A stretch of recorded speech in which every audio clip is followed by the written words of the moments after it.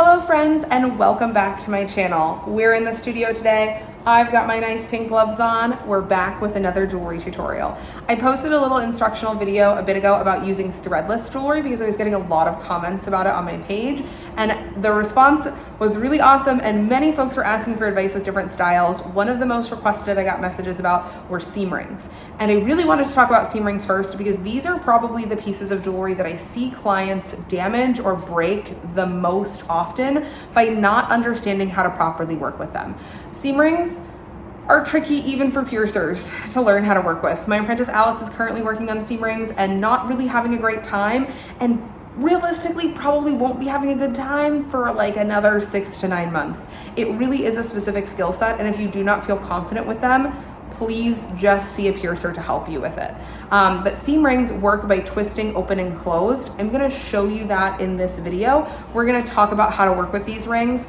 And just as an aside, there's no shame if you don't have the hand dexterity or the finger dexterity to work with seam rings. If that's the case, please consider getting clickers. Wall clickers can be a little bit more expensive than seam rings. In titanium, they're usually relatively close. I think a seam ring in implant grade materials is about 15 to 20, and a clicker is gonna be about 25 to 30. In gold, clickers do increase the price point quite a bit and sometimes can change the design of a piece between a seam ring and a clicker. So you totally understand the hesitation there. But if you really don't feel like you have the finger strength or the wherewithal to open and close seam rings, you can really damage and even break these pieces if they're inserted and removed incorrectly. And many manufacturers will not warranty incorrect use of a piece. So please, if you have a seam ring and you don't feel confident, see a piercer, let them help you, or consider investing in a clicker. Today we are discussing seam rings. So this is a seam ring. As we can see, it is a round ring, and there is, if you can spot this, a little teeny tiny seam right here, and this seam is the opening point of the ring. So when we're talking about opening and closing a seam ring, with these they twist open and twist shut. So what that looks like is they twist open, and when they're twisted apart like this, they can then be inserted into a piercing.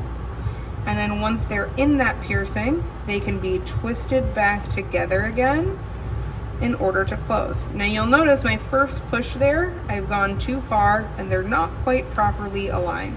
Seam rings, I would say, are one of the most difficult styles of jewelry to get in and out on your own if you do not have some practice.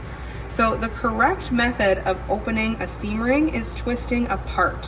One of my favorite phrases to remember this is a lot of piercers will say, you're opening it like a ketchup packet, not a bag of chips. So we are twisting away from each other. I'm getting a firm grip between my thumb and my pointer finger on this side and my thumb and my pointer finger on this side. I'm trying to grip the ring with equal amounts of force. And when I am twisting, I'm trying to twist equally from both sides. This hand is pulling the ring towards me while this hand is pushing the ring away from me. This gives a nice even opening that does not distort the shape of the ring.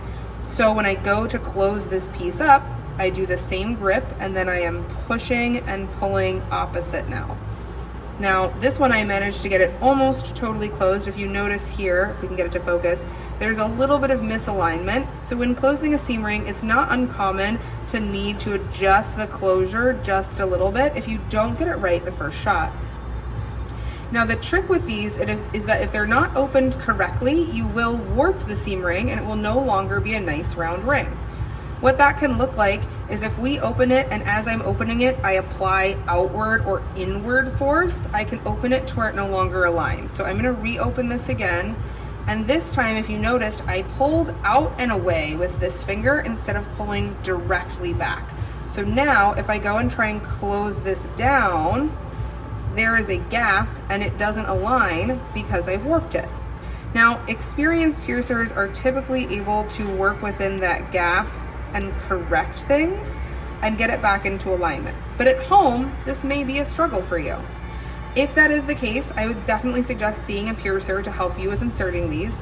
While I know that getting to a piercer isn't reasonable for everyone, especially for an install on something like a seam ring, it does make a big difference. Now the big thing that I don't want you to do with seam rings is open it apart. I'm actually going to sacrifice this poor seam ring, rest in peace seam ring, to show you what I mean by this. So a lot of folks' instinct with a seam ring is to pull it open like this to get it in and out. But notice immediately how this is no longer a nice round shape. And then when you attempt to close it back down, if I try squeezing it together, that no longer aligns nicely. And when you're squeezing it, no matter how hard I squeeze, they're never going to close back down fully. You're gonna be left with this little gap. When we do this, we can see, especially right here, the ring is no longer perfectly round. It's kind of warped. It's no longer even this way. And then there's this teeny tiny gap. If this gap rotates into your piercing can actually close and shrink in between it.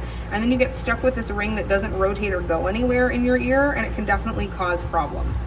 This is why when we're opening seam rings, it's very important we're twisting away from each other and not apart from each other. And this seam ring is now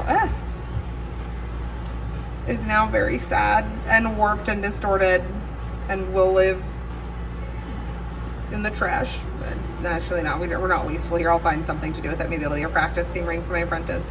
But this is, now that I've messed with it a couple of times, like not really a nice round ring anymore. Seam rings are very difficult, so if you don't feel confident in working with a seam ring, please see a piercer because it is very easy to warp and distort them. Hope that helps, and if you are struggling with seam rings and you really can't get them in and out on your own, maybe consider clickers. Those are a lot more user-friendly for a lot more folks. All right, folks, so that was a little tutorial on working with seam rings. There is one more thing that I wanted to point out, which is that the material of the seam ring makes a very big difference in how easy it is to insert and remove. The seam rings I was working with in this video were steel seam rings, and those are probably the easiest to open and close.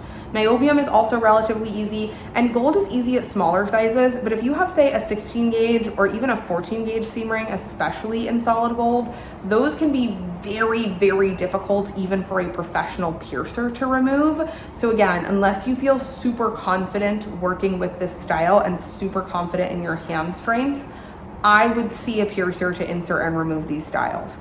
And if you know that that is not something that is reasonable for you, you don't live close to your piercer, or it's difficult with your schedule, please strongly consider purchasing a clicker instead, which is a lot more user-friendly to get in and out. I hope y'all like this. I'm having fun making these cute, quick little jewelry tutorials. Should I do clickers next? Should I do threaded jewelry? Let me know in the comments down below. Can't wait to sit down and chat with y'all again next week. Bye.